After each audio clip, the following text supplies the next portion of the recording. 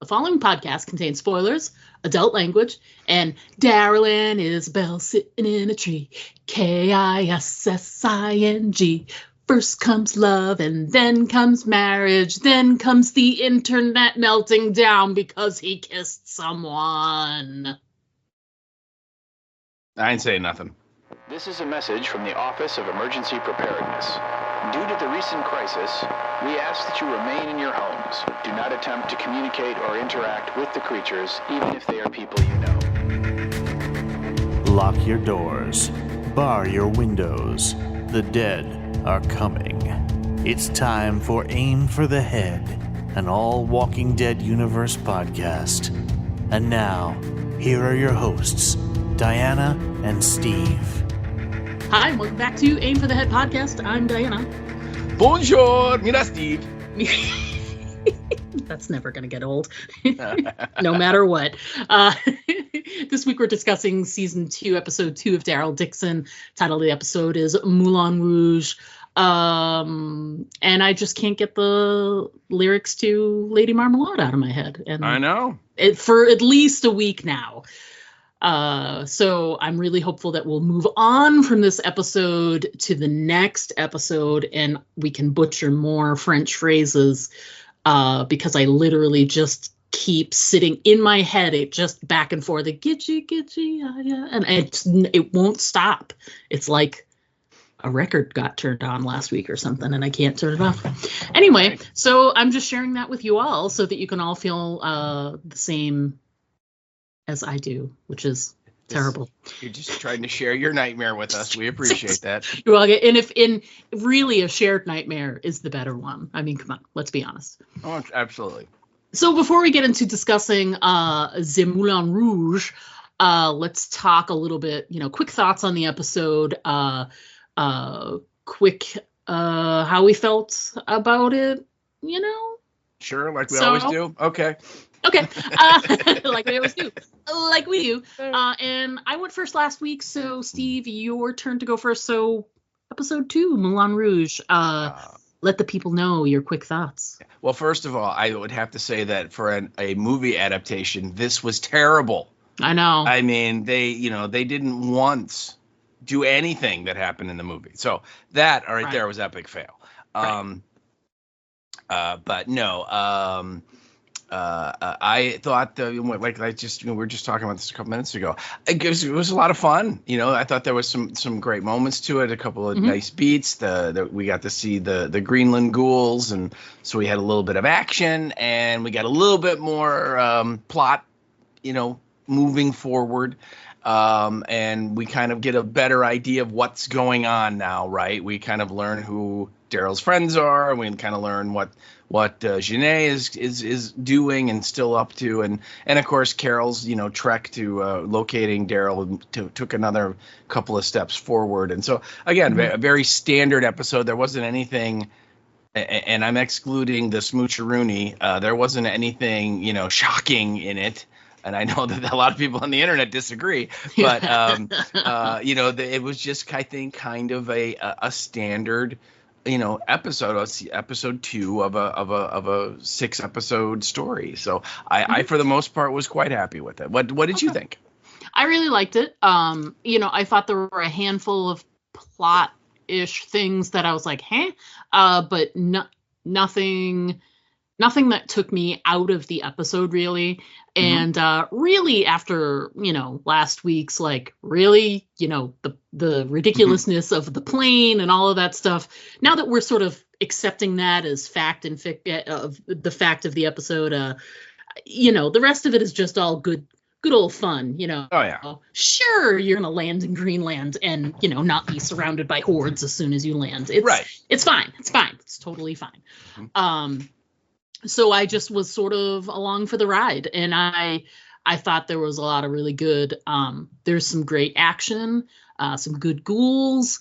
There was some, like you were saying, there was some furtherance of the plot, a little bit more kind of understanding of the people at the nest, what they're planning on doing, et cetera, et cetera. And and there was some nice, subterfuge and unexpected moments and, I wouldn't really call them like surprises. You could sort of see it heading in certain directions, but still some nice reveals and a kiss that I could care less about. And don't forget one incredible Nancy Drew impression. Yes. You could almost hear her. I really wanted to play the Pink Panther theme as she was like, do-do-do-do, as she's walking along. Mm-hmm. You cannot see me behind this whole like bush of ivy. I am hiding. Does your ghoul bait? Yes. No. I thought you said your ghoul does not bait. That is not my ghoul. So overall, I would say I like the episode. And it made me excited for next week. So that's always a good thing. Always good. Yeah. It is. Yeah. Again, it was there was nothing in it with this time where I was like, really, that just totally took, like you said, that totally took me out of it. It just did a lot of things really well. So yeah, I again, great overall, it says so much better than Fear. Yeah. I just say that every week. It's just right. Lovely. So before we get into, individual moments and talking in depth about the episode, let's remind ourselves a little bit about what the episode description is, what we were sort of in for episode 2. So Steve, why don't you go ahead with that and we'll move on. All right. Well, and I apologize that there's still this week that we still don't have a sponsor yet. Last weekend. Yeah. We were looking, and last weekend I was kind of inconvenienced and unavailable for the weekend. I was out on a little travel errand that I had to do. So then that's one of the reasons why we're recording today. You were also vacationing a little this weekend as well, so it just kind of worked out that I'm not going to be available, and you're like, I'm not going to be available. But anyway, hopefully, we've got a few deals in the works here with various sponsors, and hopefully next week there will be a sponsor here. So crossing our fingers. Fingers are crossed. So yes. So anyway, moving along to the actual episode description itself. Again, remember this is The Walking Dead, Daryl Dixon, The Book de la Carol, season 2, episode 2, and the title is Moulin Rouge, which, as you already told us, the English translation is Red Mill. And our description is as follows. Carol and Ash face an unforeseen diversion. Meanwhile, Daryl and Isabel discover a fresh danger lurking at the nest. And that is your episode description. Yeah. Unforeseen diversion. Unforeseen, except it was foreseen because they planned to land there. But whatever, it's fine. It's fine. Right, he literally said we could refuel in Greenland. He did. And they did that. And that's what happened. So it was a diversion they were foreseeing. Yes. I guess they couldn't foresee the ladies and what they were going to do, but, Yeah, all the single ladies there, yeah. All the single ladies, of Greenland. Of Greenland, yes. But they all came forward, all 2 of them. It's also it's not a diversion because you meant to go there. Anyway, it doesn't matter. Right, it's fine. It's fine. It's fine. Semantics. Semantics, really. Yes, and they were not good antics, but they were semantics, yes. Yeah, exactly. And did Daryl and Isabel discover the fresh danger lurking at the nest, or was the danger lurking elsewhere because of people from that? I just, like I said, semantics. I don't want to go into that. I know. So anyway, let's get into more details. Let's discuss. Right. Steve, tell us all about the writer and the director of the episode, please. All right. Well, we have a fresh pair of writer-director from last week, which is different. Last year, as you remember, at least the director for the first 2 episodes was the same. When you introduce a new show, that's pretty common, particularly in Walking Dead universe. You want to kind of have the same look for the first couple of episodes because you're sort of establishing a lot of stuff. So they did that. This year, season 2, we kind of know what's going on. This isn't our first rodeo. They're mixing things up. So our writer this week is a guy named, and I'm going to totally butcher this name. His name is Keith Stakowitz. Maybe something like that. Staskowitz. I don't know. Keith, I apologize if I'm butchering your name. But he has a little bit of experience of Walking Dead writing. He wrote this episode, obviously, of Book of Daryl, but he also wrote an episode for season 1 of Dead City last year. He wrote episode 1.3, which was titled "People Are a Resource." And the big thing that happened in that episode was, if you remember, Maggie and Negan kind of teamed up with this like small group of people that were resisting the Croat and his people. Yes. And Negan went off like looking for like weapons and stuff, and this massive black dude named Luther follows him, and Luther had the beeswax, right, and he wouldn't share it, and he didn't like Negan, and then Negan ends up killing him, and he falls back and he impales his head on the spike and stuff. You remember that was the kind of the main thing from that episode. And I think also the little girl that Negan was protecting, I think she like sailed across the bay in like the cooler in that episode, if you remember that moment as well, where I think a lot of us are like, really, you're just gonna float across it? Okay. So but he wrote that episode, which is kind of cool. And those are the two things that he's done so far. And then our director is the showrunner, is Daniel Percival, who is one of the main guys here. And he last season, he directed 4 of the 6 episodes of this series. So he directed episode 1 and 2, and then he directed episodes 5 and 6, which is kind of cool. And he has directed this episode of season 2, and he's also the director of episode 5 of this season. And the title that they have listed right now is Voilà, c'est pouvoir. And when I type that into a translator, it says to want is to be able, but I'm sure it is not that. I think that is like a literal translation, and I'm sure that saying means something that's kind of like that, is like to want is to have or something like that. I don't know, but we'll see when we get a little closer. There'll be, I think, a more honest translation. But the really interesting thing is, if you go to the Walking Dead wiki and you look up Daniel Percival, he is also credited with he's going to direct episode 2 of season 3 of the Book of Daryl. Ah, very nice. So yeah, and I hadn't even heard that they had announced there was going to be a season 3, but they are literally filming it as we speak. Are they? Okay. Yes, they are. So anyway, I thought that was kind of interesting that they've already got him down for directing episode 2 of next season already. Good. So, and that is our writer and director. Nice. Perfect. All right. All right. So get to the narration. Yeah. Nice. I liked that narration at the beginning. I really did. With Laurent, I thought it was, I took note of it. I think it's, I mean, we're only on episode 8 of, this series, as it were. So we haven't had a real chance to sort of delve into how does Laurent feel about all this. And if you sort of sit back and think about what he's been through, at least in the last, few weeks or so, or a few months, depending on what the timeline is, the kid's been through a lot, and it's interesting because you get an idea about how he feels about everything, how he feels being at the nest, how he feels about the people that have gone through so many things, like literally just for him. And you really get a sense of like how he gets it. He's smart, and he understands what's kind of going on around him.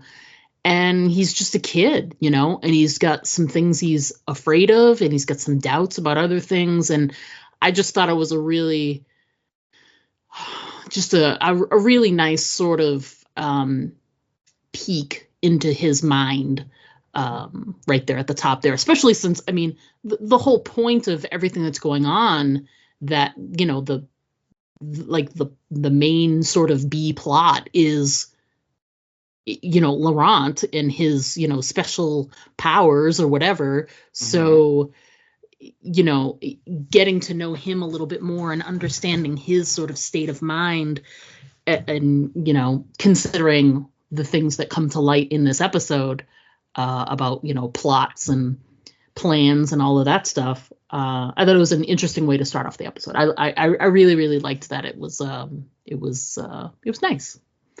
Yeah.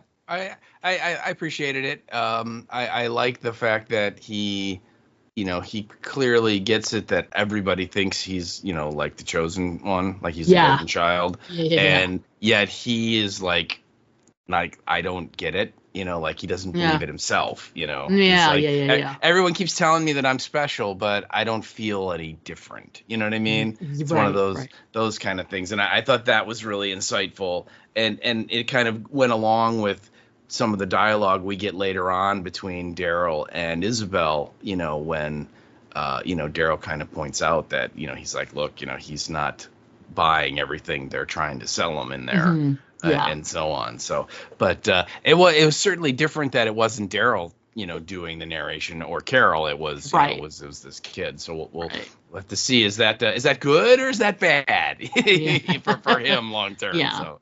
And it's interesting, like when they did the narration, and they were showing sort of scenes that were sort of happening currently, but we don't really know when he was saying those things. Could it be him hearkening back? Like, will we have some scene in another episode where he's telling this story? Or I don't know. I mean, it could just simply have been a voiceover for this episode to sort of start it off, but well, they almost make it seem like he is, doesn't it go, and he's almost like praying, and it's almost like he's like, talking to himself or something. Can't remember. But I thought it was interesting that in that narration, that's where we get our little Nancy Drew clue, because we see the like milk lady like bring his lunch to him. Right. And it's like that weird little pizza for one and a glass of water or something. Yeah. And so again, that's going to come back into play. There's a lot of things in the beginning of this show that come back into play at the end. and that was one of them that at the beginning, what I thought was nice because it wasn't an obvious, this is going to come back into play. And so well done, writer and director, and that, you introduce something in there without hitting us over the head like a frying pan, but it did pay off, because when Sylvie sees that same thing happening, she and us go, wait a minute. Oh. so that was cool. Yeah, I did like that. And you're right, it was just a small detail in his little narration, and you would just chalk it up if we never saw it again. It was just a sign of, there were all these little moments of people that are just like walking by him and smiling at him. Right. And, and showing him all this attention that he is like you said, he's doubtful he deserves any of it. Yeah. And then he's getting not just special attention with like looks and waves and smiles, but he's getting this special food and whatever. If we never saw it again, it would still have worked well in that opening scene. But the fact that they, like you said, they called it back with Sylvie, it was a nice little. It was. It worked out good. Yeah, and I believe right when she brings it out to him is right when he's talking about, everybody here is super nice to me and they like me and they all are expecting all of this stuff. And you're right, it kind of fits into this nice little montage of like you said, people walking by and they all smile at him and they're all like, oh, it's the chosen one, and all that. And then here comes, I mean, and it just kind of plays of like, he is got so much status here that they bring his food to him. That he doesn't have to go stand in line in the cafeteria wherever to get his food. No. They bring it to him, and you're right. If they never would have gone back to it, it would have totally worked just on that level. And so that was well done. It's interesting because inevitably, and we talked about this last season, there's a lot of comparisons between this show and The Last of Us, because of the whole trope of the one child that will save us all, and they're immune to the thing and the whatever. Right. But I think you can separate the two in a real easy way, which is they're both kind of aware of their specialness. But I think in Ellie's case, she's approaching everything from a scientific perspective. I have this scientific thing, this medically proven, like they've proven it, and she knows that it's true. Theirs is more of a religious faith. They have faith in him, right, that he will be this, but to the point where they're going to actually test it. You know, we don't need to test Ellie. We've already seen it. She's got the scar. She shows it to everybody. You know, holy shit, she's been bit and she's fine. You know, and with Laurent, he, you know, we don't know if when they test him, this is going to be true. Right. It's a total leap of faith with him, where for sure, with her, it's cold reality. She's like, look, I got bit and I didn't die. Yeah, so I already know that. Okay. So I like that, even though they have a lot of similarities in a lot of ways, and I know, you know, we've talked about it and I've seen other reviewers and other fans talk about that. I think if you separate them into those two categories of like faith versus science, they sort of go off into their own sort of story arcs for that. So I think that's interesting. So let's get out of France for just a hot second. And words I never thought I would ever hear on a Walking Dead franchise are "Welcome to Newfoundland." Yeah. So yeah, welcome to Newfoundland, and yikes. Yeah. Well, welcome. Yeah. And which, by the way, if you put the subtitles on, she says the subtitle says "Welcome to Greenland."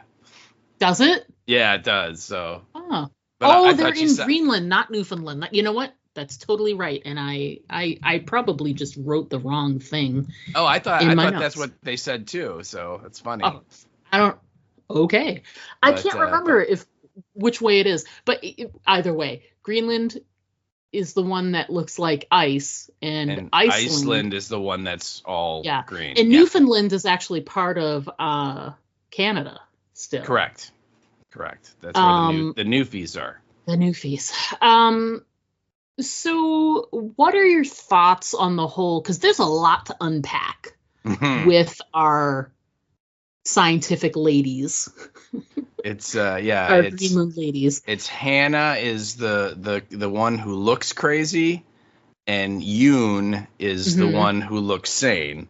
But in reality, Hannah is the saner of the two, really, when you get down to it. So you know, I really think that Ash was missing an opportunity here. Just speaking as a guy, that you know, he could have like put a sock or a tie on the door to the plane, which would tell Carol to, like, you know, leave me alone for like 25 minutes. You know what I'm saying? How long has it been for this dude? Oh, really? Leave him alone for 4 minutes. For 4 minutes. And, you know, we're talking about a twofer here. So, I mean, yeah, it's he was way too morally like, what are you talking about? And be like, all right, let's go. I don't care. Anyway, no, I love this part of it. This part of the show was great. I love both of those characters, and I was so rooting for Hannah. I mean, as soon as they started walking back to the first of all, the one, like, isn't it convenient moment is like when they first get out of the plane, they go out of their way to show that damn flare gun. Oh God! You know. Like literally, it was. Yeah. I honestly think you could have not shown it at all. We didn't need to know it was there.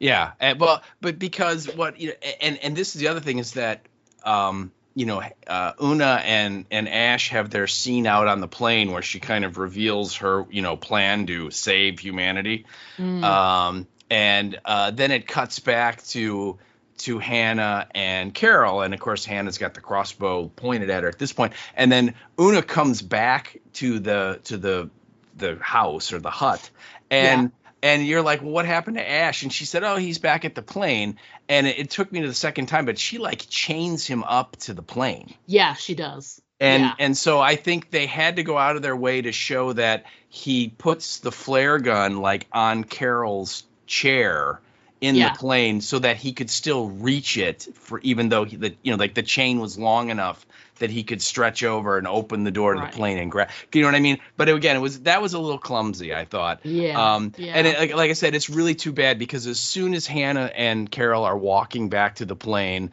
and talking about leaving and going together, and I'm not sure Carol would have let her get on the plane. I was waiting for Carol to kill her too. Yeah. Oh God. Yeah. But as soon as Hannah's talking about that and everything, I'm just like, oh, she is so going to get shot by a flare gun. And sure enough, she gets a flare in the neck and she's dead, which I thought was really sad because it would have been fun if she would have gone to France. They could have killed her next episode. Yeah. And it would have been fun. But just because she was weird. And I like that. I like that she was, she's like, I lost the coin toss and I have to kill you, but I don't really want to. And, and Carol's like, well, that makes it unanimous. Let's not do it, So, but I mean, yeah, I really thought that this was a lot of fun. I loved the Greenland ghouls. Yeah.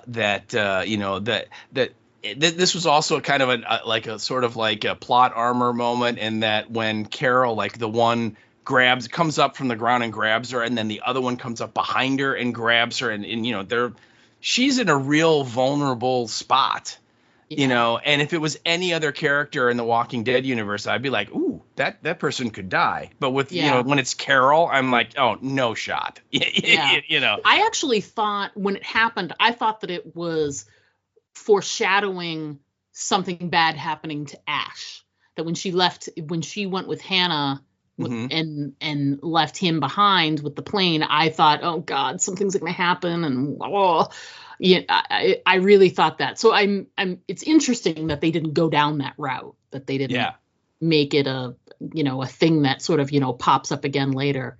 Did you notice, the two times I watched, I noticed when they break out of the ground at first, they were moving kind of fast. They were it felt to me like they weren't like sluggish ghouls. They were more of the fast variety of faster.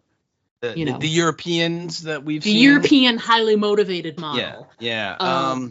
They did seem to move fast, but the only thing I would say is that they were very close to Carol when they did. So it's not like they had lots of distance to cover. But yeah, they were very energetic. That's for sure. Yeah, they were just as excited to see Carol as Hannah and Yoon were. Exactly. Let's be honest. I know, and I have to say too that they reminded me a lot of some of the ghouls we saw in The World Beyond. Yeah. The stuff kind of growing out of them. Yeah. I like that. I like they were sort of a very different look than we've seen before. Kind of like a bog. Yeah. Yeah. In the little featurette, Nicotero, they talk to him and he talks about how they wanted when they were designing the Greenland zombies, they wanted to give them a different look. And so the skin, it's supposed to look like they're like almost like they were preserved. Yeah. And that's just because of the climate, I'm guessing. Yeah. That there's not a lot of things that's going to make them decompose as much or something. And so they did. He felt that they had a very different look that we haven't really seen a lot of in this universe yet. So that's kind of cool. I like that when we first meet Hannah and Yoon, something feels off, but you don't know what it is. And you feel, and I know this is going to sound crazy, but you and I both know, like, I just a few months ago watched Midsummer for the first time.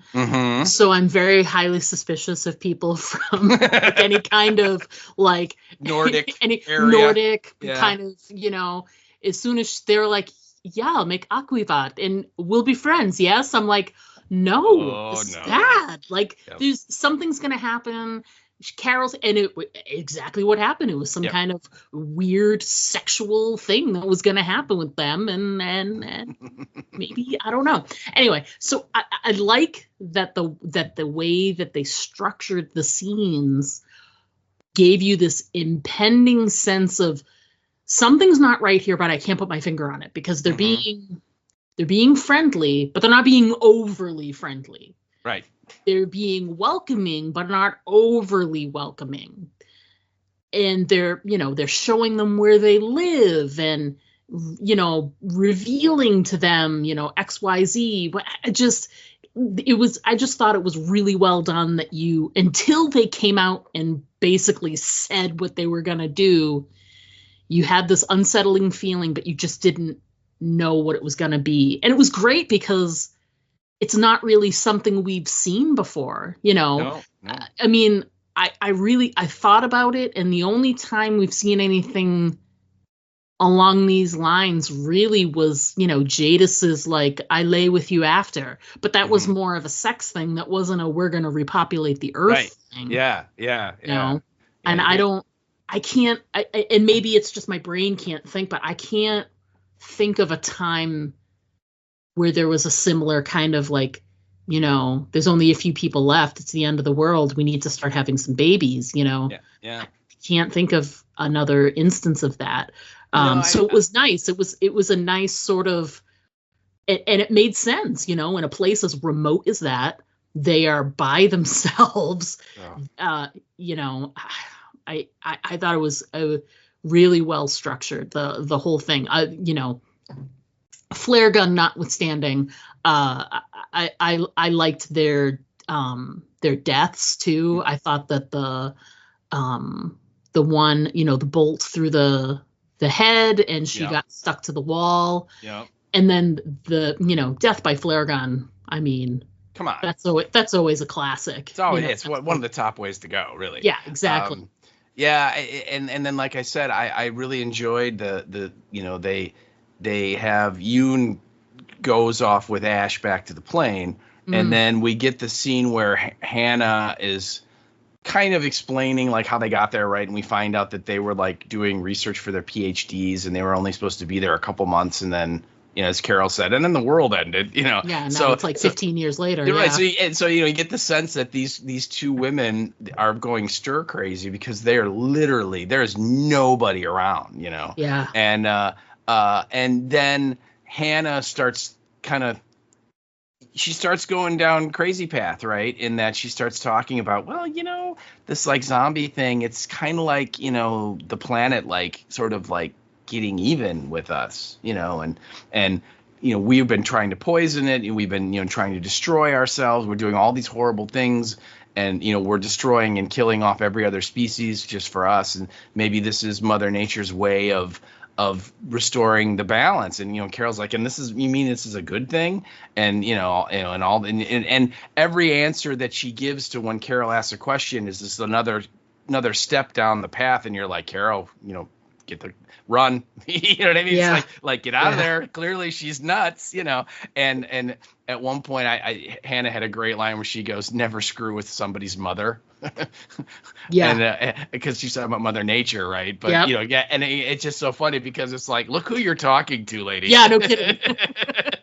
but and then I thought one opportunity that they missed though was, I kept waiting during that scene for Hannah to tell Carol that, since the world fell 15 years ago or whatever, the global warming has stopped, or it's reversed itself, or the planet has heat. You know what I mean?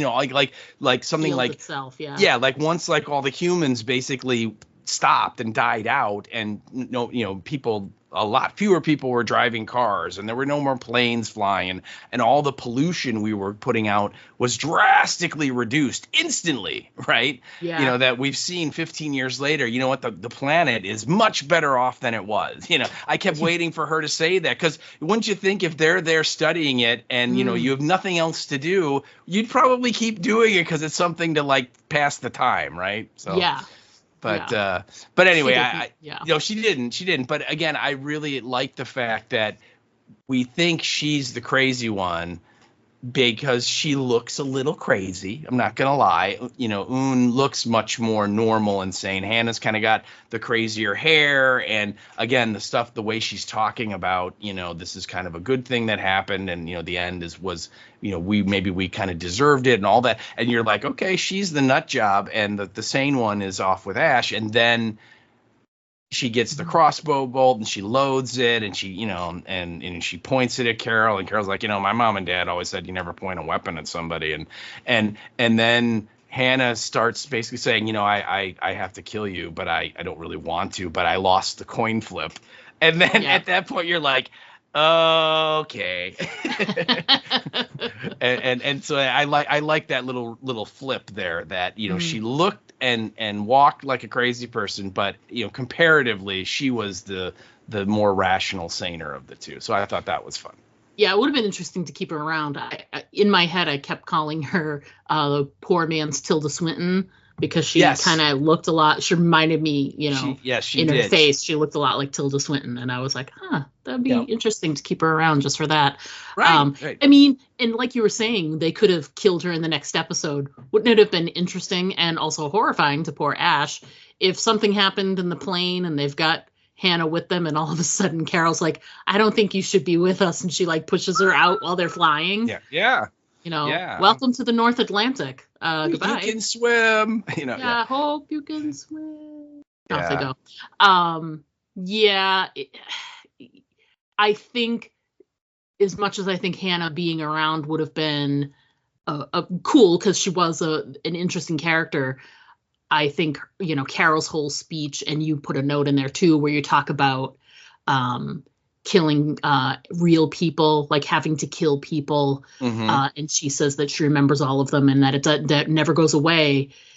She's saying that because Ash is going to do that. And I wonder if killing Hannah was his first one.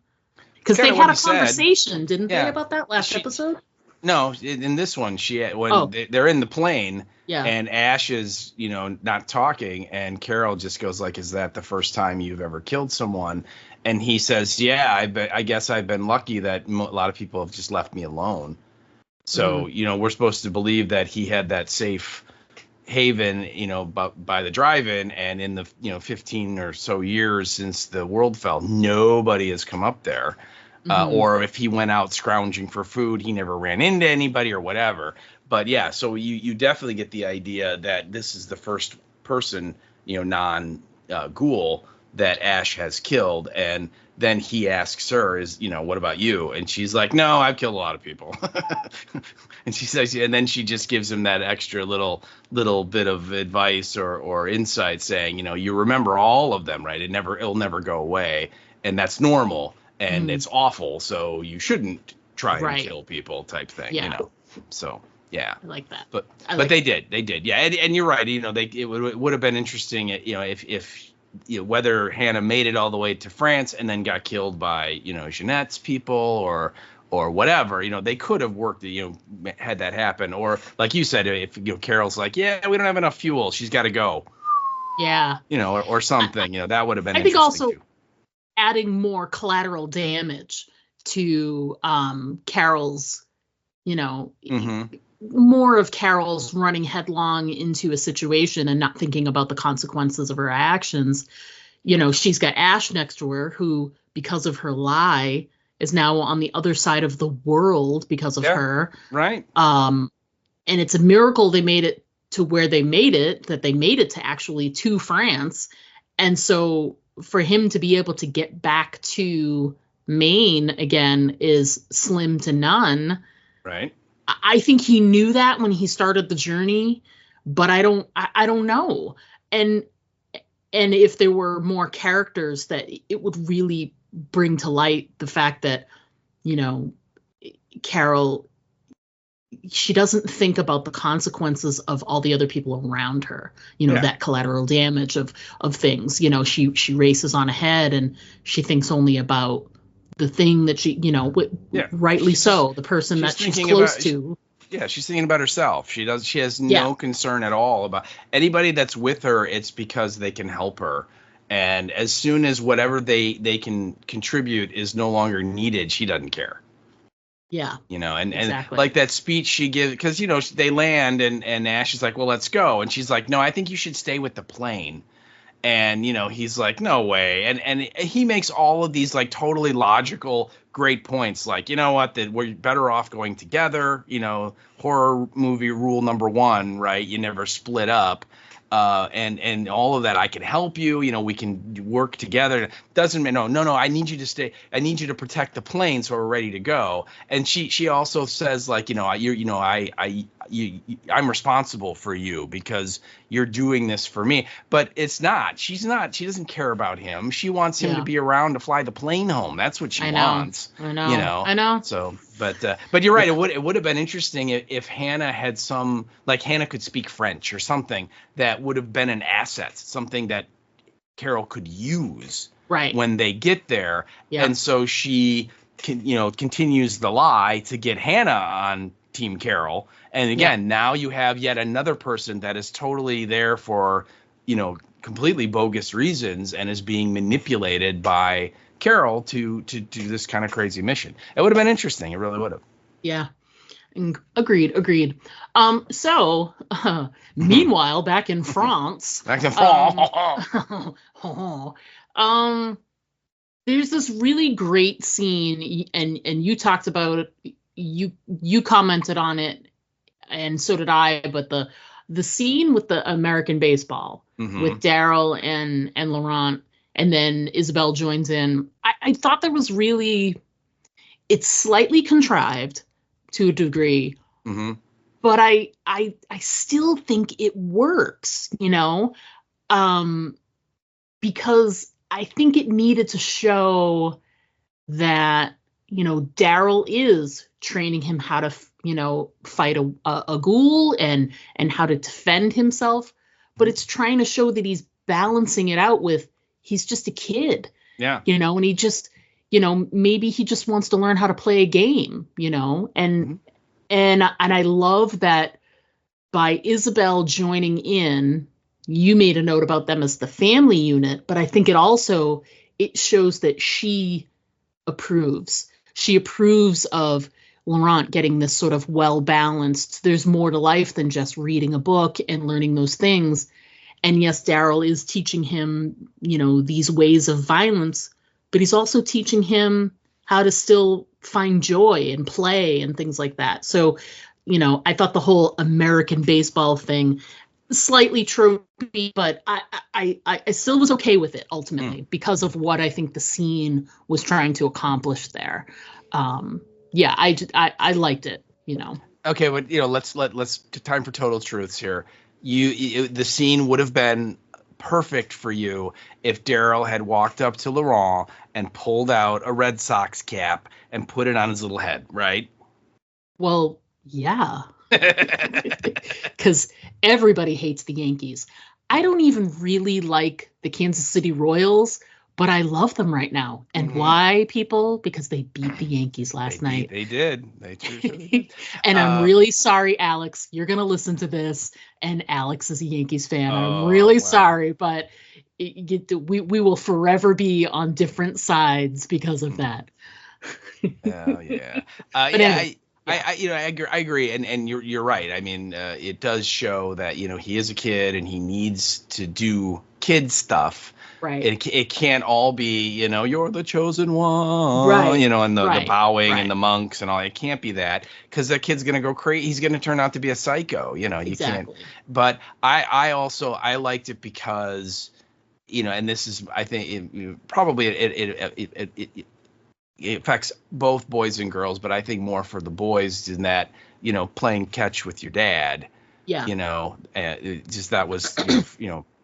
That was just like a cool, like kind of a private time thing you got to do with your dad. That was fun, you're out and so they're not exactly playing catch. It's, he's, trying to hit the ball and so on. But I like that. And then when Isabel kind of joins in and it kind of completes that group. And of course, if you remember right before that scene, Daryl tells, Isabel, you can come with me when I leave, And she's like, no, I can't do that. And because she's still, they're unaware of what's going on at this place, right? And they haven't been tried to be killed yet, but so she still is kind of on Team the Nest, and so for she's now. Like and she's like, I couldn't do that, and he's like, of course you could, you can do whatever you want, and then of course later on when we get to the scene when the internet went berserk, she basically says, once we get Laurent back, we're going with you. Yeah. And Daryl's like, hell yeah. And we're going to stop off in Greenland. There's a couple of girls there. We're going to party. We're going to repopulate the earth. That's and right, then, baby. And then that's right. So, but again, it was interesting that she, acknowledges that, Daryl is good for Laurent, but she's not going to go with him. She's not, she's going to stay. Then they have this kind of little family sequence where they're just the three of them, right? And they're doing something that is completely American, which again, the guy who runs the nest is like, oh, that Daryl, and don't like that. And then later on, Isabel is like, yeah, screw these people, let's get out of here. So so it was a fun little scene. And the fun fact in the little featurette, Norman Reedus says that you watch the scene and the kid hits the ball on the second pitch. Yeah. In the scene, he said, in reality, it was like take 31. Poor kid. and again, the kid is a French kid, has never played baseball before that moment. So I thought that was funny. Yeah. So we go from these great, this great scene with Isabel and Daryl when he offers, you can come with us, and there's so much emotion in that, and she has to admit that she, she's still on board with the nest. And then they've got this great family unit scene with the baseball. And it's very, I don't want to say it's overly feel good, but you're like, this is a group. Like they're like you said, it's a family unit, And it's like the next morning, Isabel wakes up and she goes to get Laurent, and he's gone. He's gone. And I don't know about you. I didn't. This is going to sound weird. My brain didn't go to, oh, they faked it, the folks from the nest, because dude, I'm not even going to say spoilers. If you haven't watched the full episode, then what is wrong with you? Right. So I didn't immediately think of the nest people, but I felt like there was something very staged about it. It felt very, there was just enough evidence to make them think what they thought. And the stuff that had been knocked over or whatever, I'm like, that would have woken Isabel up. So I immediately thought that the room looking like it had been sort of tossed about slightly, it felt very fake to me. And I couldn't put my finger on it. I just felt staged, but I couldn't figure out who would have done that. I just, like, my brain didn't go there just yet. And I was like, well, how? And my other thing was, I was like, why would Caudron or Genet come all the way to the nest and just take Laurent and not take Daryl and not take Isabel? Because they committed crimes. They killed some of her people. I'm sure that there's a bounty on all of them. And I didn't understand why, like, just him would be taken and not, and so silently, so like stealthy. And then it felt like it didn't add up to me, but I couldn't come up with what the situation was until it was sort of placed in front of me. So what did you think as soon as Isabel opens the door and you're like, oh, he's gone. He's gone. No, I didn't have quite as many problems, with it. I didn't. To me, when one of the sentries came in and said that a couple of guys knocked him out and got past him, and then he said one of them had a tattoo on his face. That to me is like, well, clearly it's Caudron, and I didn't. Right. I thought he was working on his own, because remember last season he just wanted the kid for himself. Yeah. He wanted to raise the boy and have him join the army and, do all, be one of his, minions. And so, and the way they kind of left it last year, that, he let them go at the end. I can't remember. It's a little foggy, but he could have stopped them, but he let them go. And then that's when he found out where the nest was. And so he knew where they were. And of course, as we find out in this episode, has not spilled the beans yet. And, even though Genet is, slowly peeling his skin off one piece at a time, trying to get him to talk.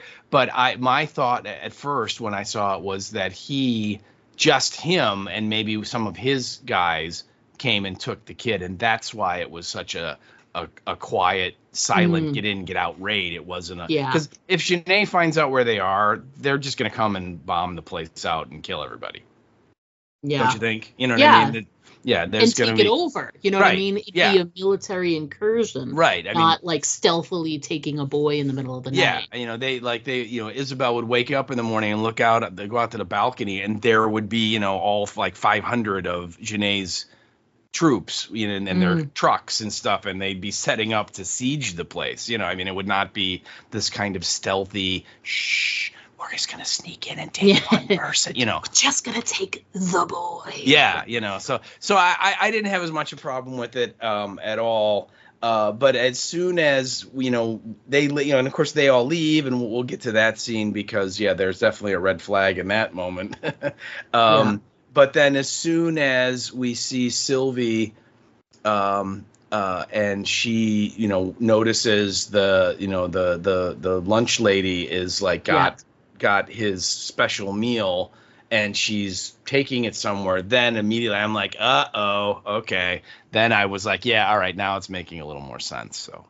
Yeah, exactly. But you're right. If Janae was involved, why would they wouldn't stop with just him. They would have, either been there in force or they would have tried to take Daryl and Isabel as well as Laurent. So yeah, absolutely. Right. I think too, like as soon as they were like mobilizing, it felt like there's this sort of side thing with, they brought back the prisoners because they got them in the last episode. Mm-hmm. So Emil, nameless third person, and Falou are there. And as soon as, they're like, okay, we got to go get him. Let's go. They're mobilized in like 5 minutes. Mm-hmm. And there's a bunch of soldiers. And we've already been sort of introduced to those soldiers when they did when they got Falou and Emil and the third person, when they got them out, this looked like the same sort of grouping of people or similarly, Sure. And, they're mobilizing. Sylvie gives her necklace to Emil, but he's acting like weirdly distant, strange. And you couldn't put your finger on it just yet. You're like, what is happening? Like, and they tried to sort of explain it away in an earlier scene where they're basically doing the whole, like, what did they do to you while you were in, so you're led to be believed that when he's acting strangely as they're getting ready to leave, that this is just merely, some extended PTSD. He saw some things, he experienced some things, and we don't know what that is, but it's hurt him.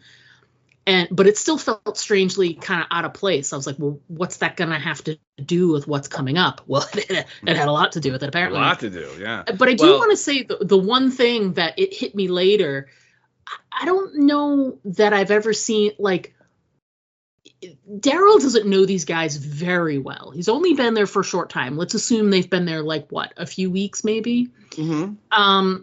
And one of the dudes literally puts a handful of ammunition in his hand. Yeah. Now, I don't know if that's is that the way they do it? Do they keep all their ammunition hidden away and you get a handful when you go somewhere? So maybe that's a thing that's normal, but it felt very strange. Like they showed it and I was like, oh, handful of ammo. That's weird. And then later when his gun did not work, it wasn't as strange as it felt from previously. It felt very on now purpose. It's making a lot more sense. So if you watch that sequence, Jacinta, which is like the second in command, the woman, the woman, she comes into that clearing where they're gearing up, and she hands the bullets to the dude.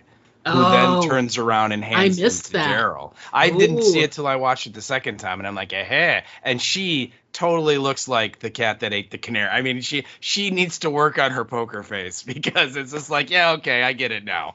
Yeah. But all I can assume is that must be the way they do it, right? Because that's Yeah. not Daryl's gun, you know. I mean, they like, Yeah, it's using one of their guns. Yeah. And they're all like revolutionary, which I think is really cool, interesting. Yeah, and so, you know, they brought out the shotgun and handed it to him, and then, you know, someone handed him a bunch of shells, because it's not his weapon. It's like the nest has like an armory or something, you know, where they keep them all, and so that, you know, kind of worked. You're right though. The scenes when Sylvie is like, she's like trying to, you know, help Emil, and she like, you know, makes him take his shirt off, and then she's like, oh, you're not even hurt. And, you know, then he's like, you know, they made me watch, you know, what they did to the other prisoners. And then he has that line of like, I made a deal with God. And that was not good. but it's great, because again, it's a line that you're like, oh, I totally get it. And then as the story unfolds, you're like, oh, now I totally get it. You know, because it has two meanings, right? Where it's like, no, he made a deal, all right. You know, to that he's going to turn on everybody. And then if you watch the scene when they're getting ready to leave, first of all, Emil begs Falou not to go. Yeah. You know, he's like, you stay home, stay here and rest. You're wounded. You need to recover. And of course, Falou's like, no, this is Laurent. Of course I'm going, you know, and Emil's like, don't, you know, and then he gets in. And then when Isabel shows up, then the leader of the group, and what's his name? Jason? Losang. Losang? Okay, yeah. He's like, oh, Sister Isabel, you don't have to go along. You know, you should stay here. You should totally not go. You know what I mean? So it's like they're like, clearly the idea was it was going to be Daryl and like a bunch of guys he's never met before are going out on this mission from their point of view. And then of course these two, people that are actually going to be on Daryl's side go along, which is the monkey and the wrench for their plan. So, but yeah, you're right. You know, never ever take bullets from someone when they just hand them to you. I think that is a really solid piece of apocalypse advice right there. Yeah, exactly. Or at least question it, like, hey, look at them. You know, are these good? Like, should they? Do they work? yeah. You know, do they feel right? Do they have the right weight? You know. Or like take them and smell them. Like, do I actually smell gunpowder in there? You know, are they Nerf bullets? You know, there's things you can do, right? Yeah, I think we talked about this last season because they made a big deal in showing of it. But I think it's interesting, and they're continuing along with it a bit. It's nice to see like the stark difference between an apocalypse in America and an apocalypse in Europe, based on every like rural household in America has at least one gun in it, at least some kind. And then you're looking at people who are enthusiasts or hunt or whatever, and you get a variety. Mm-hmm. And in France, because people just don't casually own weapons, it's just not a thing. They needed, in order to get weapons, they went to like museums and stuff. So they're literally using like muskets and old like 1800s shotguns. Like they're not using anything current, at least the freedom fighters, like the Nest people. Yeah. So that I still think that that's interesting. I'm pretty sure we talked about it last season too. Yeah, but we did. It clearly comes up again because of the type of gun that Daryl's using in the later scene. Oh, so, it's just like a double barrel, breech loading, like shotgun that's like a hunting shotgun you go out and like shoot geese with or something. It is not, I mean, you certainly can kill someone with it, but that's not primarily what it's designed to do. The other thing I think is really interesting is that if you look at how the Nest soldiers are dressed, it's like a picture out of World War II. They look like resistance Yes. fighters that were fighting the Nazis in France in 1943 and 1944, and that's got to be on purpose. That's got to be a deliberate thing, And it's just, again, the browns and the greens that they all are wearing to kind of blend in. It to me, every time I see it, it has a total 40s World War II look to it and feel to it, and I think that's kind of cool. It's a neat design idea that they're carrying through, which makes sense because these guys are if we're to assume that Genet is sort of like the top dog, the biggest force in France, these guys are the resistance. They're the ones that are trying to get the plans to the Death Star, so makes sense. Yeah, agreed.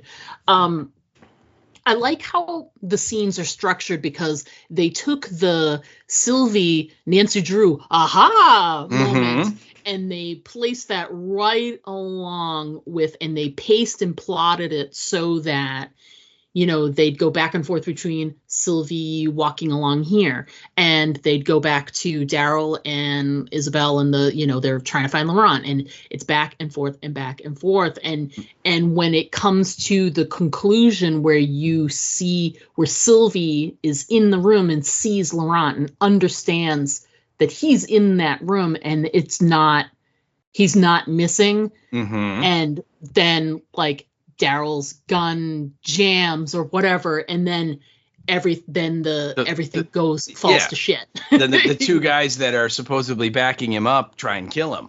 Yeah. I thought that the pace and the tenseness of that whole scene, I was genuinely, I was so afraid for Falou. It was so close, and it was only by the grace of them making it all the way to where Emile was with Falou. There's so much danger there. Any one of them, Daryl's, survived gunshots before. So, but he had his ephemeral artery slashed once and was fine. Okay. Yeah. So but Emile, Falou for sure. God, I was so scared for Falou. Who knows? Isabel. Could something bad happen? And in my brain, I was like, they're not going to kill her. And I was like, but could something bad happen to Isabel, which would totally change Laurent's outlook and feeling on everything? Sure. And that's so that scene was tense. It was staged really well, and with the usual, now that I've been found out, I'm going to tell you everything about our plan kind of thing with Emile. But I thought it was his whole point was very interesting. And he made a good point saying that, Lo Sang was afraid that Daryl's going to take Laurent away. Right. Which Daryl hasn't said he's going to do that. He wants them to go with him when he leaves, but he hasn't come right out and said, I don't think this place is for Laurent. I'm going to take him away. But then when he goes further and he tells them that they're planning to do some kind of display or, show off, what it is that makes him special and all this other stuff. And then when they get to that point, and then you see Sylvie sees Laurent, but then there's, she's got the moment where Lo Sang is like, hello, Sister Sylvie or whatever. And you're like, oh my God, what's going to happen here? Is she going to be harmed? Yeah.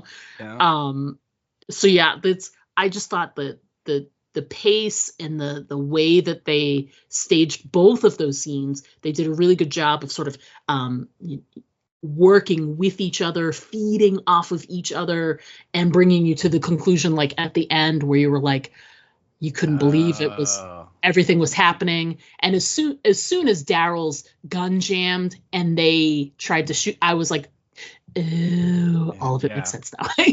The Nest is trying to get rid of them so that they can move forward with Laurent and have no opposition. Yeah. And then it would obviously, but I thought that I was very surprised with how it ended.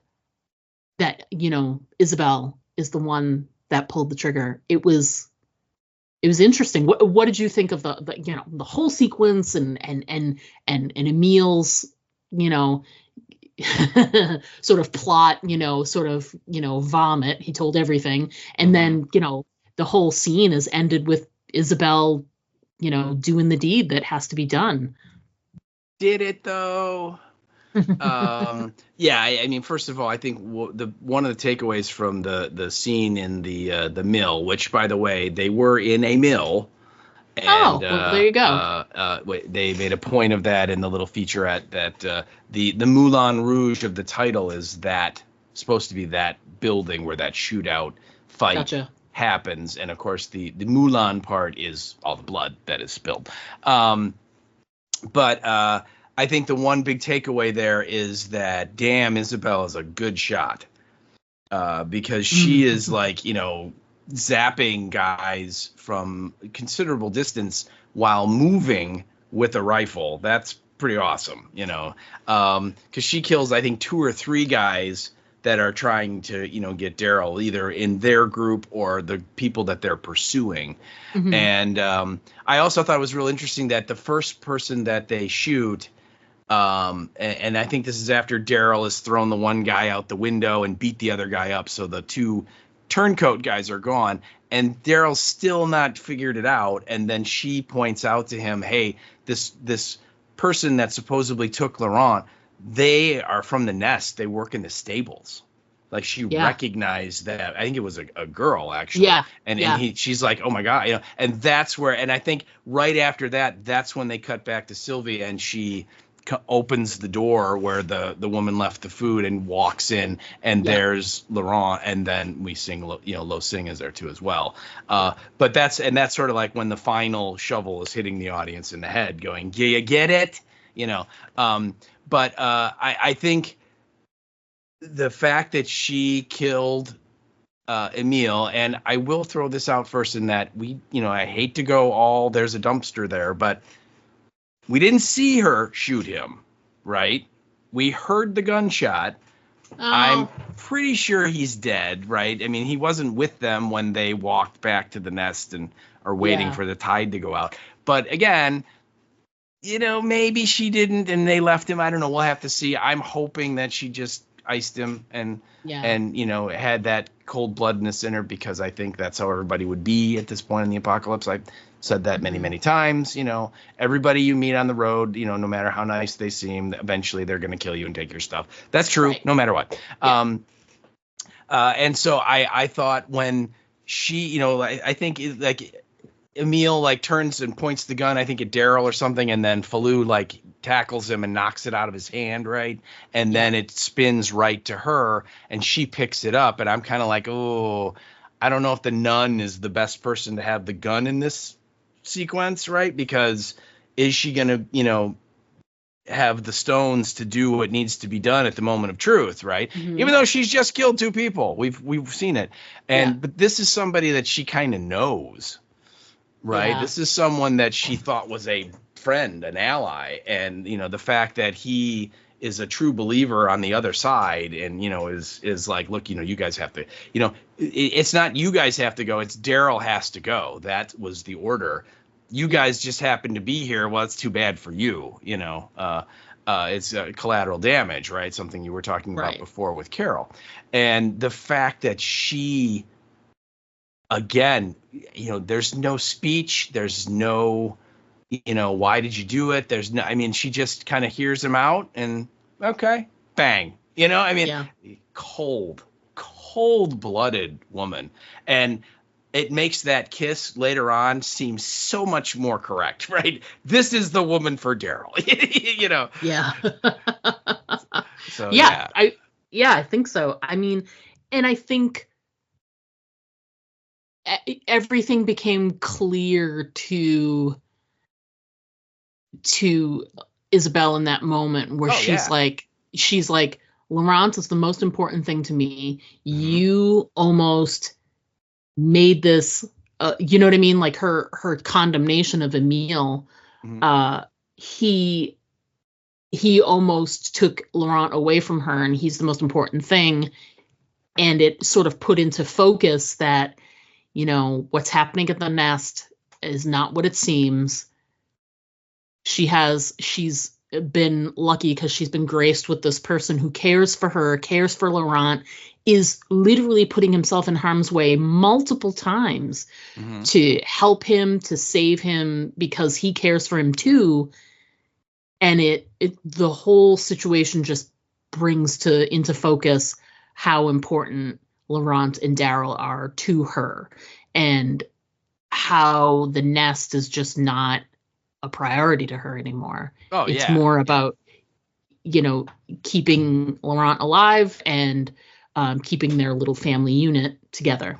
Yeah, I mean, you get the sense that once Emile reveals himself to be the turncoat, and you find out why, the whole idea of Laurent as the savior is out the window to Isabel, and now Laurent is just her, sister's kid, like her nephew.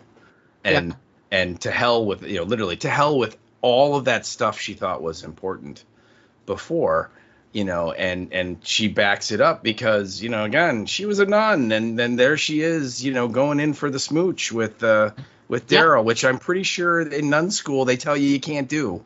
Yeah, it's against the, but she didn't, she became more nun-like. She and Sylvie are both like, it's not like I don't know that they took vows, did they, or anything? But whatever, doesn't matter. Yeah, I think so. I think when they got there, well, first of all, Sylvie, I think, was already there. Yeah. So she was a student there. Yeah. So, this was her calling all along. And I think when Isabel got there, she was looking to atone, to quote the Black Widow, she had a lot of red in her ledger. And this, seeing that the world is basically ending anyway, why not, try and, be on Team God for a while and kind of even up the score, and so on. So I think they were full blown nuns. They took the vows. Yeah. They did all the things you do. And I mean, again, both of them have that, the guy called her sister, I'm blanking on her name. Sylvie. He called her Sister Sylvie. What are you doing here, or whatever, right? Yeah. But I mean, they're not wearing the habits. They're not, they look just like everyone else, and clearly Sylvie is got the hots for Emile. I mean, you know what I mean? And she's not trying to hide it. She's very open about it. At least she was last season.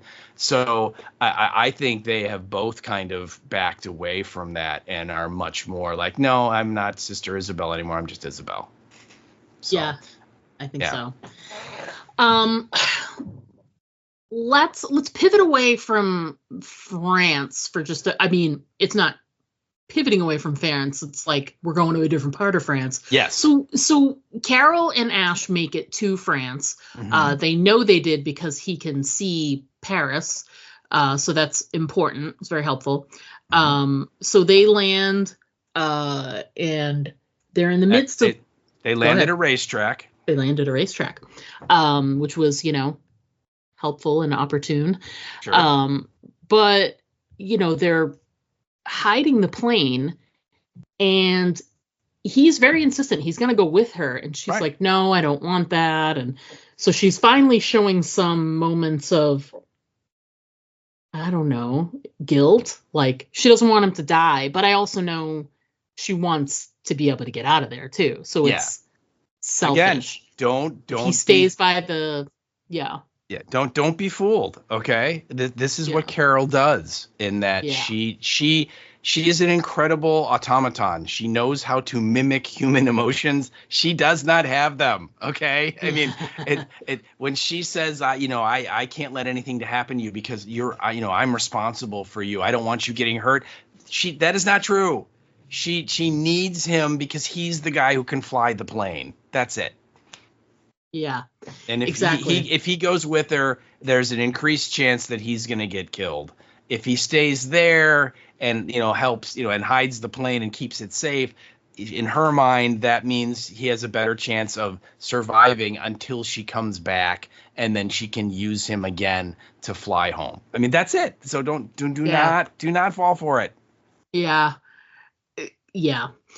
It looked like she was going to tell him right then and there, but I know, there's been a couple of moments where I wonder, like, she seems to be on the verge of telling him. It's funny. I had that exact same thought. I'm like, is she going to like spill the beans now that they're here?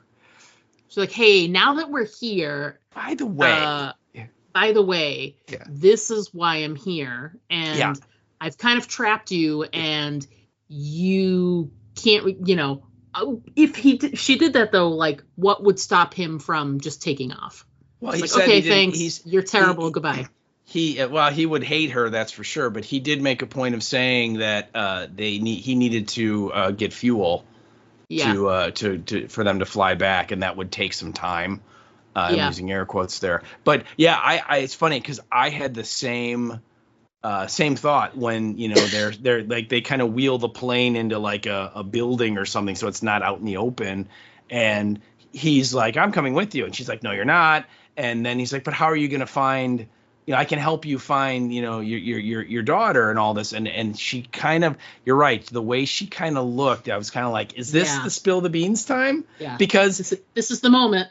well, and you know, think about it, technically she doesn't really need him anymore. I mean, she got to France, you know, and I suppose, you know, he could get her back theoretically with Daryl, maybe, but that, you know, she can find another way back, don't you think? I mean, this is Carol we're talking about, and if she's with Daryl, it's the two of them we're talking about. Of course they can probably find like a 747 and fly first class. You know, I mean, it's not impossible for them to get back to America. So Ash is like, the amount that she needs Ash is a lot less than it was before they got there.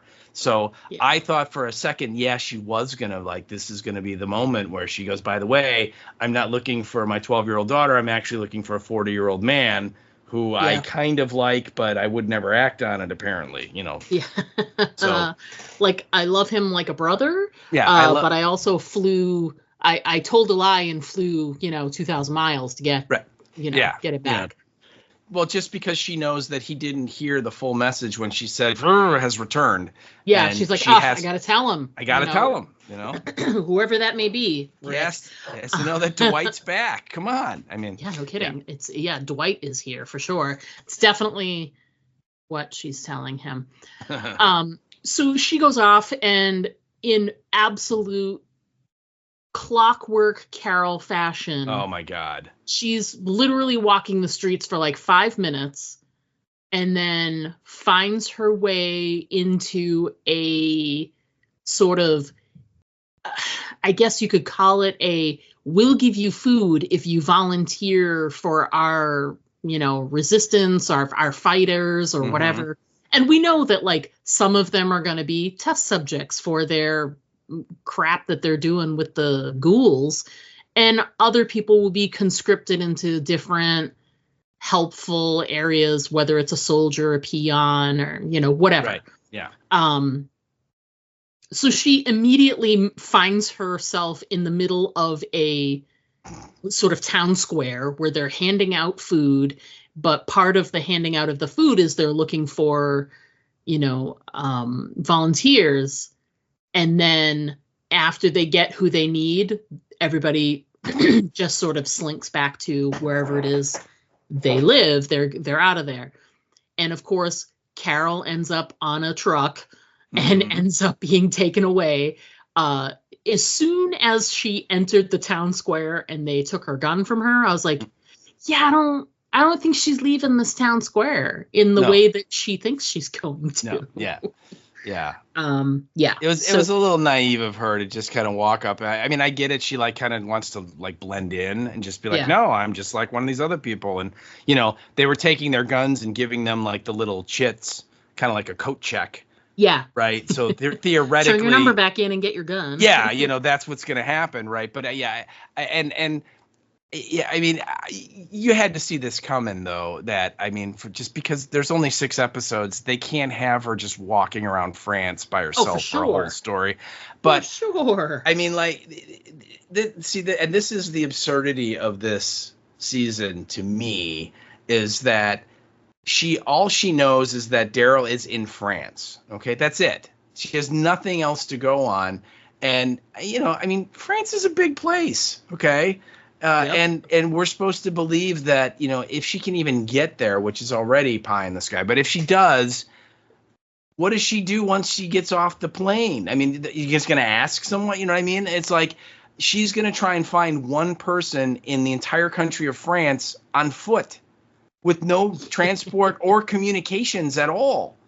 It's kind of the ludicrousness of the plot of Escape from New York, that we're supposed to believe that Snake Plissken goes into New York City, and he has to find one guy, and he has 23 hours to do it, and he's doing it on foot. It's like, come on.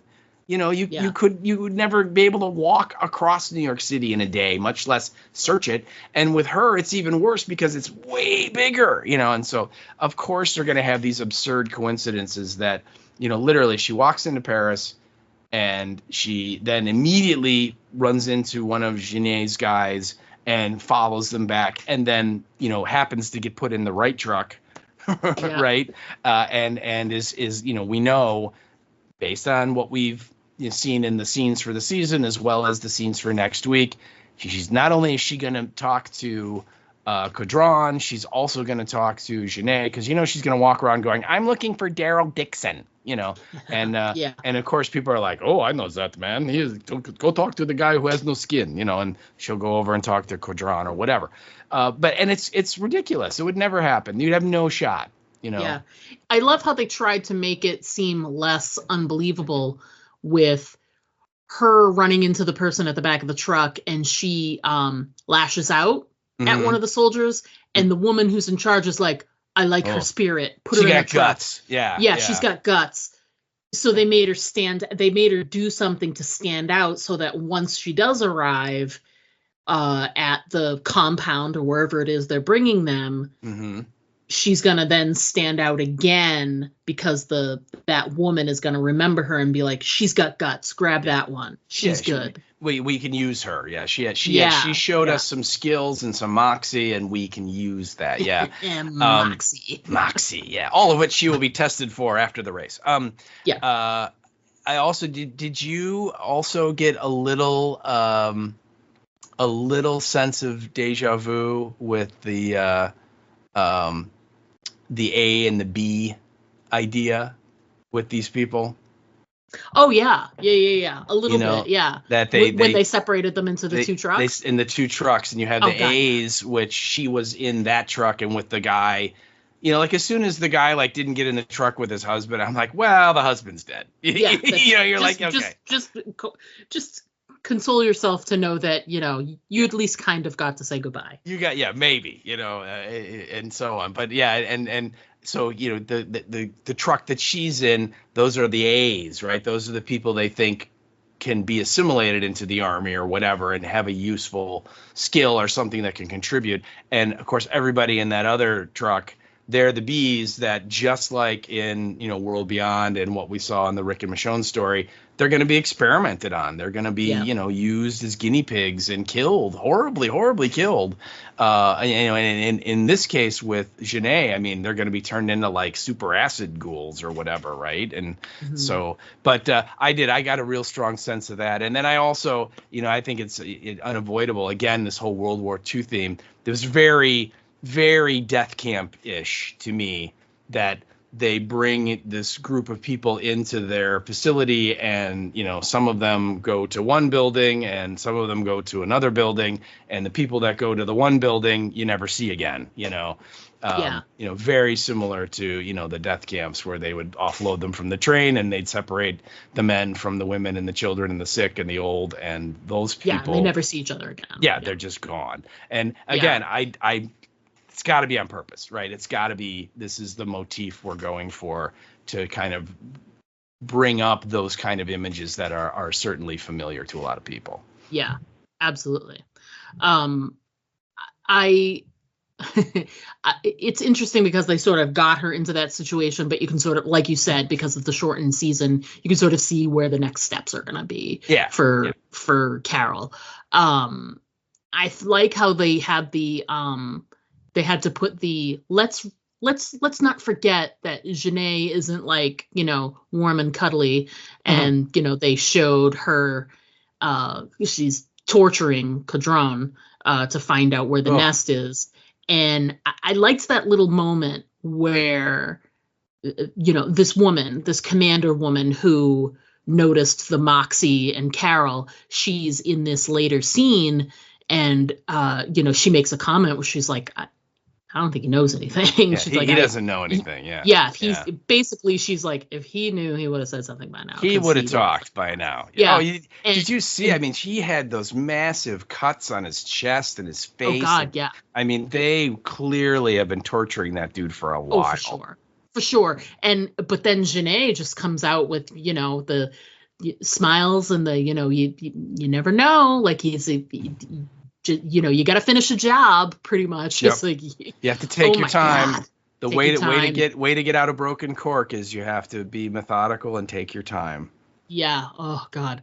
And while she's saying that, the dude is screwing the corkscrew into his hand. Yeah, it's fantastic. Oh my God. Yeah. And then, they're showing that scene with Cadron, and they've got that final shot where he's got the pocket watch that he got.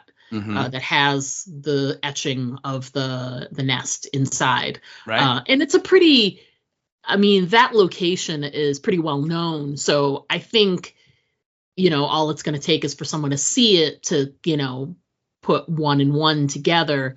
But it's a nice little moment of, where they sort of show you, the information's right there. It's right next to you. You can't see it yet, and as an audience, we're like, ooh, she's got the answer right there. Not that we want her to find the answer, because, then she's going to rain down war on the nest. Sure. But, right. But it sucks because you're a little conflicted right now, because it's like the nest is a cool place to hide, but I'm kind of mad at them right now because of what they almost did to Daryl. So, Janae finds out where they are. Won't matter. He and Isabel and Laurent are going to be gone. That's right. Or they're going to try to.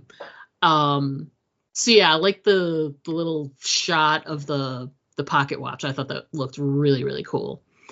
Yeah. So should we talk about the kiss? Oh, the whole internet is so. Yeah.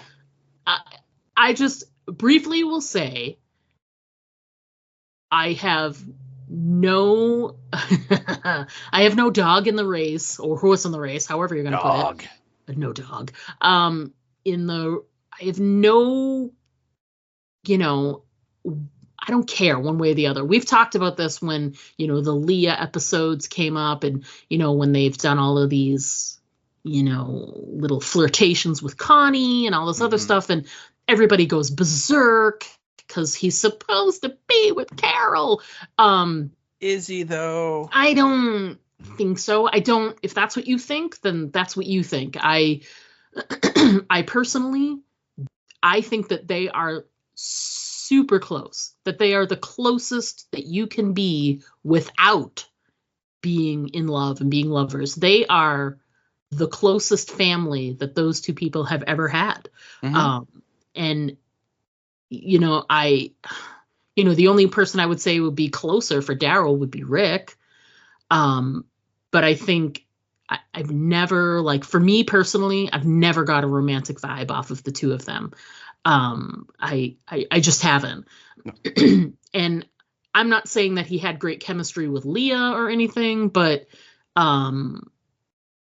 to me, I feel like this actually makes a little more sense than Leah ever did. I feel like, Isabel is a person who's come from a lot of pain and has come to this new place of, she lives a life of peace with Laurent and has purpose and faith and all of these things. And I think Daryl's had that too. He came from a broken life, and, he has, whereas Isabel has actual family with her, which is, a pretty, hard thing to have in the apocalypse. Usually it's found family. Daryl has this group of people that became the most important thing, and he'd do anything for them. And Isabel is that way about Laurent too.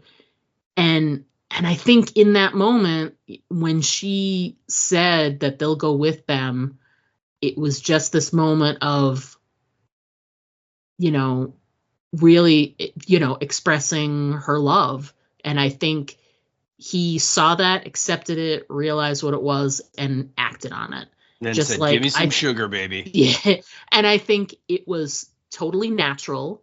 I think the only reason we're even talking about it is because Daryl's never done anything like that before, but we've seen scenes like this before in the apocalypse with other people. They have that moment where they realize how much they mean to each other. I mean, life is like that. Sometimes you don't know until you know. Mm-hmm. And, Isabel didn't know until she knew, and she knew, and Daryl saw it and it was on their face, and there you go. I don't, are they going to end up together? Who knows? I really don't know. I mean, yes, they're filming season 3 right now, so I would say at least Daryl is going to make it because he's got some pretty hefty plot armor. Will Isabel make it? I don't know. And I don't think that matters, like whether she makes it or doesn't make it. The kiss was natural, made sense in the moment. And yeah, I guess that's it. Yeah. Yeah. The only thing I would add to that is, look, if Daryl and Carol would have been a couple, it would have happened. I mean, exactly. They've had like 15 years with like no TV or internet at all. Okay. So there's nothing to do in this universe other than stay alive and like look for food. Okay. The only recreational activity you really have is that one. I mean, yeah. So if they were gonna hook up, they would have. Okay. Agreed. And they have both like had relationships. His relationship with Leah is probably the only one that became like a relationship. But I mean, Carol has had little relationships here and there. She was with Ezekiel for years. Yeah. So it's like, I don't, if there was any kind of, I completely, exactly what you said. If it was going to happen, it would have happened. It would have happened. Yeah. So it's just, I agree. I also think it's possible for someone to be your soulmate and have it be non-sexual.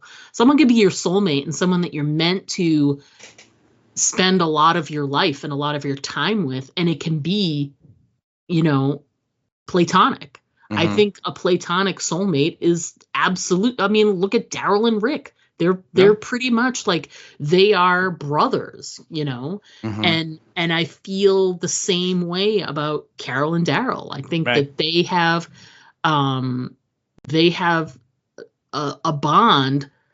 It's like, to me, it's stronger than like a brother and sister, but it's not, but it's definitely platonic. Yeah. It's Daryl had, a lot, and this has been theorized a long time ago by much smarter people than me, but Daryl, Rick is become Daryl's brother, and it's the brother that he always wanted, someone that's, not a jerk and, not going to beat the crap out of him and act the way that Merle did. And then Carol is his mom. It's, this is someone who will, care for him and literally follow him across the Atlantic to make sure he's okay. Right. I mean, this is someone that he never had. He didn't really talk about his mom all that much in the show, but you certainly get the sense that he came from a broken household growing up. Yeah, right. For sure. And, and the mom is, I think, gone. Isn't that the growing up? It was the dad and the two brothers, and the dad would beat the crap out of him. So, he, in many ways, he's brought these two people and sort of like, yep, you're going to be my surrogate mom and you're going to be my surrogate brother because this is the family I always wanted. Yeah. Yeah. So yeah, and again, like I said, the kiss is fine. I don't, again, I don't care. I like her. I thought it was the sun is setting, so you got this very romantic setting, and it was shot beautifully. It looks beautiful. It does, and so that's fine. And again, Daryl deserves to get a little sugar every once in a while, right? I mean, come on, he's a good guy. Don't we all? I know we do. And I think, again, if you watch the featurette, Norman Reedus talks about that scene. Yeah. And it's hilarious because he's like, and I think Isabel does too. I think that the actor who plays Isabel, they're both saying like it's at sunset and it's at low or a high tide, and with the tide, they said there was like 1 million bugs, and so Daryl said like on the first take, we're out there, we're shooting, it's romantic, the sun's setting, and we're getting ready to do it, and the wind's blowing, and so he's like, I have all my hair covering my face, and he's like, I look over at her and I can tell, I can see in her eyes she's thinking, how in the hell am I going to get through all that hair to get to his mouth? and then she says, like, the whole time that we're trying to do this kiss, we're trying really hard not to get like mosquitoes and bugs in our mouths. Which I think is hilarious. It is. I love when you take something like that, because people always talk about like filming like sex scenes and love scenes and whatever. It's always so romantic and sexy. And then they talk about the sterility of like, hey, make sure when you do this, like put your hand here, put your arm there, put what and then there's tilt like your a head crew back watching you. Oh yeah. There's 30 people that are like, oh, he's gonna kiss her. Exactly. So yeah, it was that was very, very amusing to me to hear they're spilling a little of the secrets of making the sausage there, but yeah, I'm with you. I don't care. I want a good story, and if that means that Daryl can have a love interest, I'm fine with it. And if it's Carol, great. If it's not, great. I do side with you that I don't think they should be a couple. I don't think. Just what I said. If they were gonna be a couple by now, they would have. Right. Exactly. Yeah. Yeah. And then one final scene that we got is, they, Losang and Jacinta have their little scene where she basically, tells him, how do they word it? That the order was amended. Yeah. So that, Daryl is being taken care of. Yeah. Yeah. I thought that scene was very important because, Losang, his original plan was just to make Daryl go away. Like they were going to drive out, look for this, the kidnappers, and I'm using air quotes. And once they got far enough away, I think the original plan that he had come up with was all those armed people were going to be like, okay, you know what? You're not welcome anymore back at the nest. Don't come back. And then they were going to leave him, right? Because when he finds out that, because he says that, Daryl, we sent him out, and, if he comes back, we'll deal with it. And then she's like, yeah, he's not coming back. And then she looks at him and is like, what did you do? He knows, right? And that's when she says, I amended the order. And then, again, I think it was interesting because he gets really angry and is like, what have you done? But then he's like, all right, I guess we'll deal with it.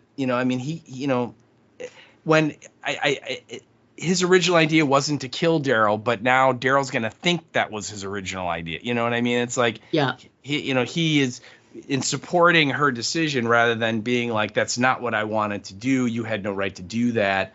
And, basically making a big stink about it. He kind of is, again, the politician, right? And is like, well, that's the cards I've been dealt. So that's how I'm going to have to play the hand with, and so he's going to make the best. But I thought that was a real interesting scene because it also gives us a little bit more information in that, they're going to do the ceremony, and we find out the ceremony is they're going to let a ghoul bite the kid, and that's going to prove to everyone that he's the chosen one. And, again, is it? I don't know.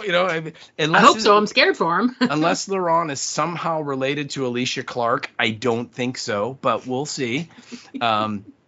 But yeah, so again, I thought that was a really interesting way to end, that we see both of the leaders, Janae and Laurent, and they're both running like their schemes, that they're like nefarious plans in one way or another. I thought it was pretty. And then here you have poor Daryl and Isabel kind of stuck in the middle. Yeah. They're sort of like the pawns in the game that, and Laurent is like the major piece that sort of ties everything together. He's the Quidditch. You're using that term wrong. No, isn't that the thing you try and get and you win the game if you catch it? It's the snitch. That's what I meant. Yeah, the golden snitch. Yeah. It's close. It's almost the same word. Yeah. The other one had a Q in it. We will fix it in post. There is no post, people. It's no post. I think we did a good job of sort of covering everything we sort of wanted to talk about. Did I skip over anything of yours you want to make sure we talk about? I'm sure I don't want to speak for you, but I'm sure I will when I say the scenes of Carol walking through like the apocalyptic version of downtown Paris was amazing. Super cool. I think all of us that love these apocalypse movies, that's one of the things we look for, right? We love that. We love to see the abandoned city that's slowly crumbling and so on. And even though, as I've said before, I have my doubts that many buildings would be still standing and so on, this long after no one's taken care of, it's still cool, right? It's still amazing to see with the vines growing out of them and all of that stuff. It was that was some really cool stuff, particularly when she is like at the other end of Paris and she's looking and you see the Arc de Triomphe and the Eiffel Tower and they're in the distance, right? Mm-hmm. I thought that was a really, really cool, like kind of a apocalypse moment that, in the history of The Walking Dead, they rarely go to any major city where there are landmarks like that, right. They just don't, right? It's always we're in some town outside of Georgia, or we're in Alexandria, which is a real place, but it's not Washington, D.C., it's not that type of thing. Whereas here, they're in Paris, and everybody show it off kind of. Yeah. Everybody knows the Louvre. Everybody knows the Eiffel Tower. Everybody so those are like real tangible places that most of us, if we might not have ever been there, but we've seen pictures of it, we know what they are. So I thought that was really cool. And to sort of on that same topic, I thought they did a really great job of giving Carol that moment of just a realization of, holy shit, I'm in Paris. And you can see it on her face, because clearly that's all green screened and whatever, and computer generated. She wasn't really like there. They evacuated Paris for the filming, and then they went and they like purposely destroyed a lot of the buildings and stuff. Yeah, it was incredible. The production values on this show is great. Amazing. And so they took a second, like a breath, to let her be able to be like, wow, I'm not sure I ever thought I'd be in the same space as like the Eiffel Tower, the Arc de Triomphe. You could see those things in the distance, like you were saying, but they also, it's great to see it, like it looks great, but they also had a moment to let Carol be like, wow, I'm really here. I'm here. Yeah. Like that's, and I like that they let her sort of like sit in that moment for a hot second and realize like the gravity of where she is. Like it's real. Like I'm here. Yeah. So I liked that too. Yeah. So I think. No, go ahead. I was gonna say I think that's it. I looking through my stuff and I mean I suppose we could mention that when Daryl and the prisoners return at the very beginning of the episode, Laurent comes up to him and goes, "Here, I made this for you," and it's like a little. Like he whittled out of a piece of wood a little figure, and it's dog. It's a dog. I thought that was cute. I did too. I thought that was it was a neat little callback to dog, right? Yeah. That we never really got a resolution as to what happened to dog, but but I thought that was kind of fun. Again, a little throwaway moment that will probably mean nothing in the grand scheme of the show, but it was a fun little Easter egg for the fans. So absolutely loved it. All right. Well, we kind of hit it all. We did a good job this time around. I think so. Look at us. Good. I know. We rock. So we're going to go ahead. We're going to take a quick break. We come back. We're going to talk all about our listener feedback and what's coming up next on the podcast. So everybody, please stick around because we'll be right back. The following is an emergency action message. Civil authorities have identified a biological threat that they deem credible. This threat could potentially affect the entire continental United States. The dead are returning to life and attacking the living. 911, what's your emergency? There's a man up bad and he's attacking another man. Looks like he's biting him, like on the arm. The initial signs are puzzling, unclear. Getting pulled out of their cars and thrown to the ground. It looks like the bus passengers are biting their victims. Soon, however, the reality is clear and undeniable. The crisis involving the recently dead continues.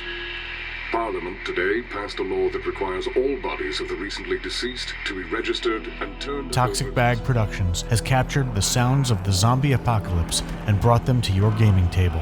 Background ambiences, zombie attacks, and radio transmissions that set the scene for your modern zombie adventure. Download MP3s from drivethrurpg.com or toxicbag.com. Hi, I'm Ross Marquand, and you're listening to the Aim for the Head podcast with Diana and Steve. And remember, always aim for the head, because body shots just don't work. Hey, everybody, we are back. We're going to jump right into our listener feedback, and that's going to be me. I'm jumping right in. All right. Watch me as I jump. So first off, we got some feedback from our pal Andy from Germany. Hello, Andy. and- Bonjour. And he is behind as per usual. Obviously, the show schedule in Germany different. So he has feedback for episode 1. So set your brains to episode 1. Episode 1. The Kindness of Strangers. And so Andy writes in via email and he says, "Bonjour, Diana and La Steve." Well done, sir. Thank you. Well done. And he says, "No need to apologize. I am not French, so no problem if you butcher their language." Thank you. Question mark. Carol could have traveled to Oceanside and asked them to bring her to France in one of their fishing boats. Andy, don't go injecting logic into the Walking Dead universe. Look, as soon as you bring logic to our podcast, we are all in trouble. Okay. Yeah, we're gonna have to shut that down right away. He brings up a good point though. My problem with her arc is that her interactions could have never happened like that. And this, he makes an interesting point, which we did not touch on last week. So he says, yes, Carol fooled the saviors with her housewife act, but that was 2 years into the apocalypse when normal people were still hanging around. 15 years later, a person traveling alone is dangerous 100%. Those 3 pushovers at the repair station would have known that. Why are all those people traveling anyway? And where do they get their fuel? This all makes no sense. So he brings up a good point. That's you should be suspect to someone immediately who's just traveling by themselves. The only he's 1000% right. Absolutely right, Andy. And again, I've been saying that forever, right? Everybody you meet on the road, no matter how nice they seem, they all will kill you and take your stuff. That's just that's like the rule. And the only thing I could say in defense of the 3 idiots at like the garage or whatever we're calling that place where, you know, she pushed the motorcycle to, is that they looked at her and went, oh, that's just a woman and, you know, like a middle-aged woman, not a threat at all. You know, us big, strong dudes totally will be able to take her if something happened. You know what I mean? Completely underestimating the badass that we all know her to be. That's the only thing I can say. But yeah, you're absolutely right, Annie. Yeah, at this point in the apocalypse, anybody that you meet out on the road has clearly had enough, you know, skill and desperation and violence in them to survive this long. You should not underestimate, you know, not take lightly, without a doubt. Yeah, absolutely. Good points. So moving on, he continues and says, same goes for the pilot. Such a naive guy drawing attention to his location with a plane every day would long be dead. The idea to cross the ocean with this plane gave me fear vibes. I checked the data of a Beechcraft. Look at him doing the research. I know. Even with island hopping, they wouldn't make it. Their only chance is to buy fuel in Greenland. Yeah. Greetings from Germany, Andy. And he writes, P.S. About Children of Men, you are correct, of course. The psychological impact that there are no children born anymore could destroy a society. I just don't believe it would. Whatever. It's so much fun to comment on your podcast because you are so good at accepting different opinions. Well, thank you. That's totally true. Okay, well, let me tell you why your opinion's wrong. And there. let me tell you why you're wrong. Thanks, Andy. And he makes really good points about how Carol would be perceived, how strangers would be perceived in the apocalypse, as well as Ash as well. Going out and flying his plane every day, his attract attention, like look at me plane every day. Right. Yeah. So and it's something that, clearly, if you fly once, you could get away with it, because even if other people see the plane at just one time, hard to figure out where it lands, hard to figure out where, you know what I mean? It like flies flies over the horizon. You don't know where, it's that thing. But if you're flying every day, which he did, you'd think somebody would have tracked him down by now. Yeah. And then his points about Carol, I think we've made this point, but we've usually made this point in the opposite direction, where we'll be watching one of the shows here, and the main characters will meet someone on the road, and the new people that they meet are acting like it's day one of the apocalypse. Right. Mm-hmm. And we're like, how have you survived this long when you know nothing, apparently, right? They have no idea about what's going on. They don't know how to fight the ghouls. None of, you know what I mean? It's like, this is like 12 years into this or whatever. You should have known this by now. You know what I mean? That's usually the comment we make. We don't tend to go the other way, which is, if you meet someone like that, you should just be like, oh, okay, sure. Come on here. Let me show you where my camp is. No, it's like, no, you kill them. And then you take their stuff. So anyway. Good comments, Andy. Good comments. Yes. Thanks so much, Andy. And I agree. I think one of our sort of cornerstones here is that we enjoy getting both sides. Like, we have our opinions. Sure. But it doesn't mean we're right.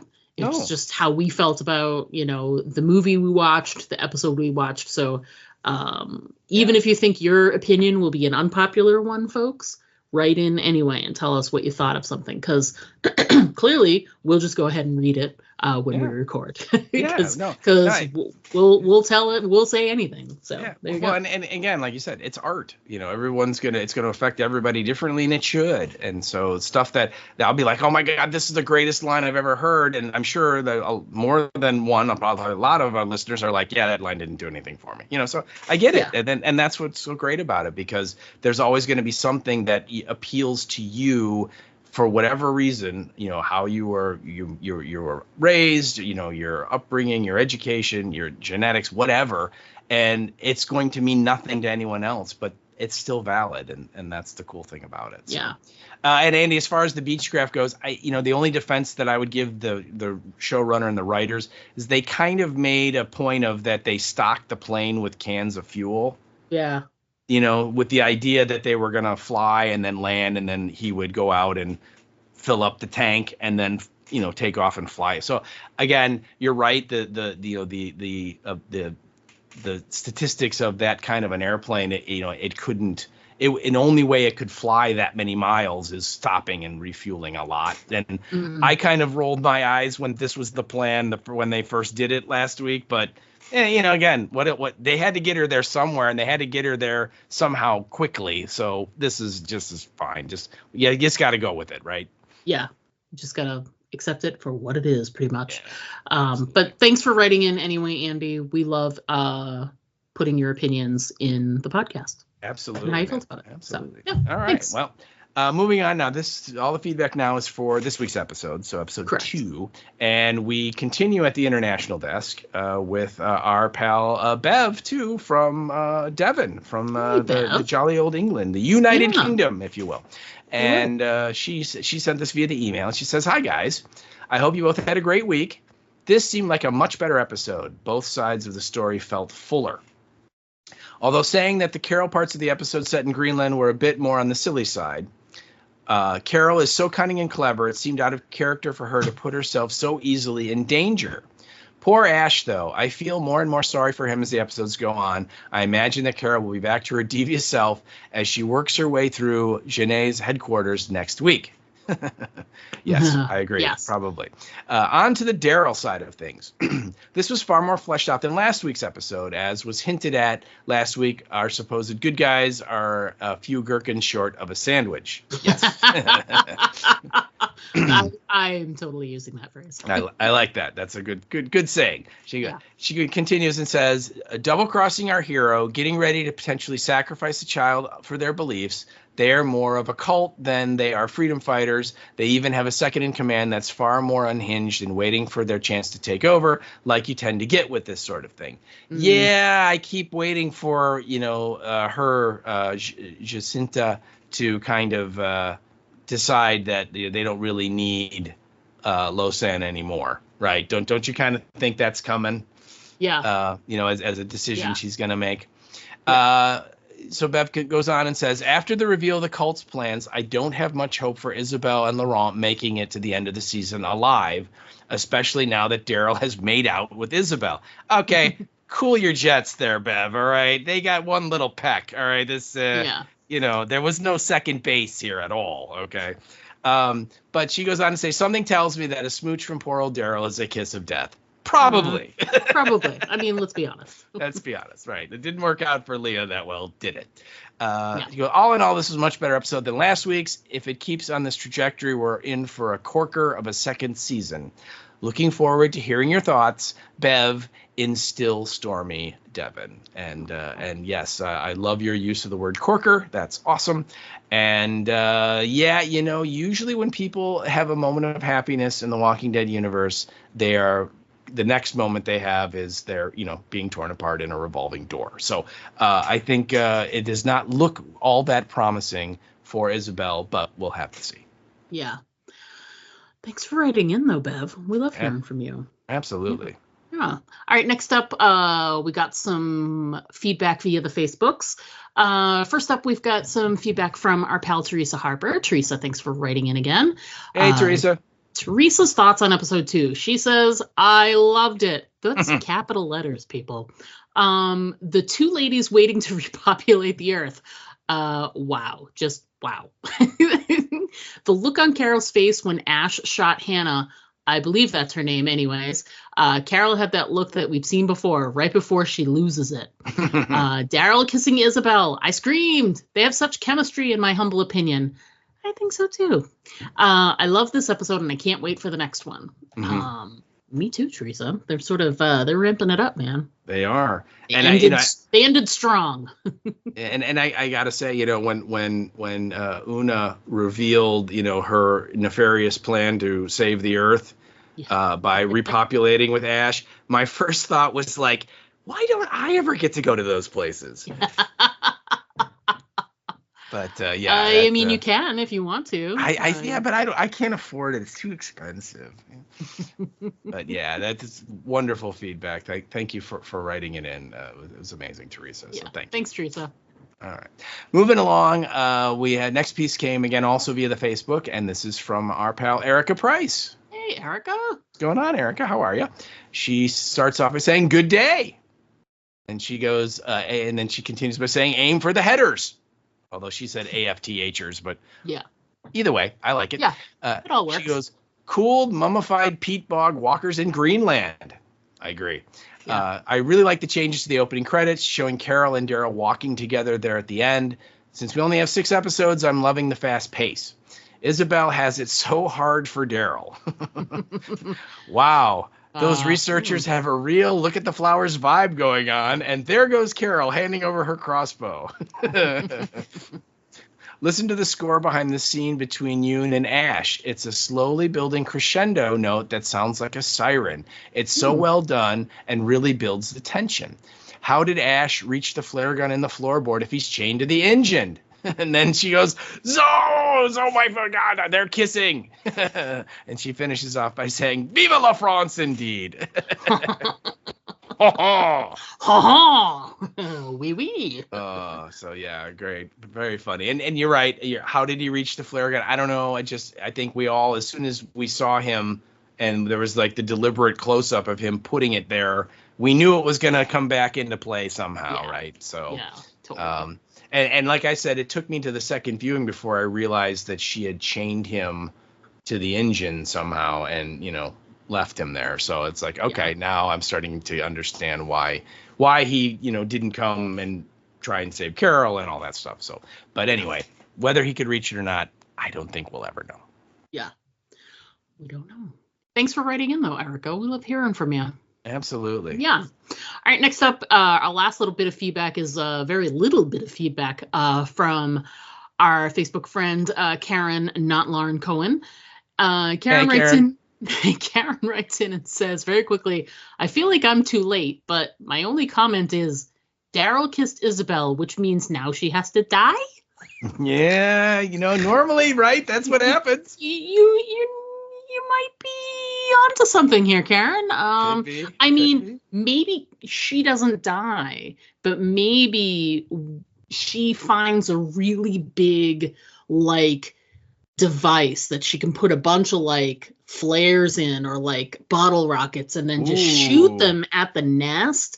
I like it. Yeah, I think maybe so. That'll happen. No, actually, what it means is that next week she's gonna find this puppy and start taking care of it and raising it. That's what it means. Yes. Yes. Thanks for all the feedback, everybody. Thanks for writing in. We look forward to it every week. I love doing that. Absolutely. So next week, episode 2.3. The title of the episode is L'Invisible. Now, we don't have an episode description yet, but I'm guessing someone's going to be invisible. I mean, I'm no master of language, but...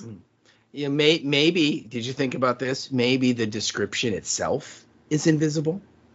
Oh! See what I did there? I see what you did there. That was that's deep. That was my Nancy Drew moment right there, people. So yeah, yeah. You really, really came through with some deep shit there. So we'll be talking episode 3 next week, regular schedule, nothing, no crazy plans this weekend that will make us not be able to record on Monday. So usual schedule for getting your feedback in, folks. Yep. So feel free to do that. We'd love to hear from you. And like Andy said, even if it's not feedback that you think we will agree with, we of course will talk about it anyway. Exactly. Yeah. So I guess that's it. We don't really have anything else to talk about this week. No, there's last week. Yeah, I mean, we're in the spooky season, and almost all of the streaming services and channels have started their Halloween programming. So if you're in the mood for a horror movie, you've come to the right month, because basically every channel, that's all that's on. So you can certainly wet your whistle with any horror-related stuff, whether it's Freddy or Michael or Jason or any of the other thousands of horror films. So get out there and horror, people. Yeah, there's plenty to see. There's No Time Like the Present. There's literally an entire channel dedicated to horror movies. So yeah, if this is definitely the time to do it. Start your own list. What's your top 20? Lots of people are doing that thing where they watch one a day and they do 31 days of horror. So, maybe you're already doing that. Let us know what ones. Send us a list. What are things that you watched that are new this month that you've never seen before? Or maybe you revisited an old classic. Exactly. Maybe you want to check with us and see if it's something we've covered in the past, and I could give you the the link to the episode where we covered whatever movie it is that you saw. I'm just saying. Yeah. I heard from a critic that I think last Saturday, Terrifier 3 had its world premiere in Austin, Texas. There was a genre film festival there, and it made its world premiere. And if you're up on the Terrifier movies, they've made $1 bajillion, have a huge, crazy fan base. and it's with Art the Clown, right? And so anyway, part 3 is now at least had its world premiere, and I think at the end of this month it will be released in general release in the theaters. So if you're into that franchise, you have that to look forward to. So there you go. Fantastic. All right, so look for Terrifier 3 wherever you can watch or stream movies. Go for it. But that's gonna wrap it up for us this week, folks. As always, I'm Diana, and I'm Les Steve. Bonjour. Don't forget to always aim for the head, because body shots, let's be honest, we all know they just don't work.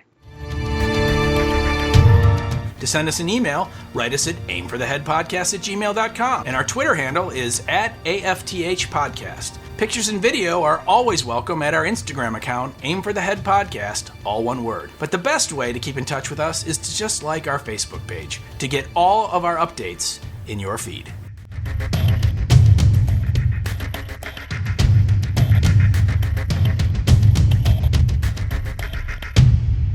I could care less. Kiss who you want, Daryl Dixon. Live your life. Live your life, man. All I can say is, the last girl that he was serious about, they ended up trying to kill each other, and he ended up killing her. So there you go.